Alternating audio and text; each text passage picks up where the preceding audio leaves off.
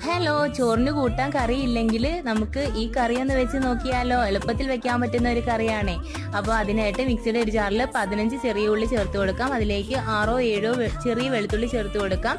ഒരു തക്കാളിയുടെ പകുതിയും കൂടെ ചേർത്തിട്ട് 2 ടീസ്പൂൺ മുളക് പൊടി, കാശ്മീരി മുളക് പൊടിയാണ്, 1/2 ടീസ്പൂൺ പെരിഞ്ജീരക പൊടി, 1/2 ടീസ്പൂൺ ഗരം മസാല പൊടി, 1/2 ടീസ്പൂൺ മല്ലിപ്പൊടി കുറച്ചെടുത്താൽ മതി, 3 ടേബിൾ സ്പൂൺ തേങ്ങ ചിരകിയത്, ഇത്രയും കൂടി ചേർത്ത് മിക്സിയുടെ ജാറിൽ ഒന്ന് ബ്ലെൻഡ് ചെയ്തെടുക്കണം.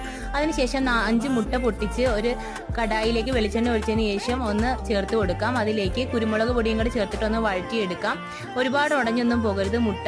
അപ്പം ഇത്രയും മതി. അതിനുശേഷം നമുക്ക് മൺചട്ടിയിലേക്ക് വെളിച്ചെണ്ണ ഒഴിച്ചിട്ട് കടുക് പൊട്ടിച്ചിട്ട് കറിവേപ്പിലയും വറ്റൽമുളകും കൂടെ ചേർത്തിട്ട് നേരത്തെ അരച്ച് മാറ്റി വെച്ചിരുന്ന ആ മസാല കൂട്ടും കൂടെ ചേർത്തിട്ട് കുറച്ച് വെള്ളം ഒഴിച്ചിട്ടൊന്ന് വേവിക്കാൻ വെക്കാം.